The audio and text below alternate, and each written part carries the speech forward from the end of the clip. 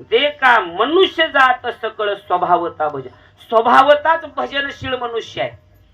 फक्त त्याच्या अंतकरणातले काही दुर्गुण सद्गुण असतात ते भजन बाहेर प्रगट होऊ देत नाही. ज्याच्या चित्तात जास्त दुर्गुण आहेत त्याला भजन बाहेर येऊ देत नाही, त्याला मंदिराकडे येऊ देत नाही, ते दुर्गुण त्याला कीर्तनाकडे येऊ देत नाही. पण भजनाचा गुण नाही, भजनाचा स्वभाव नाही असं नाही.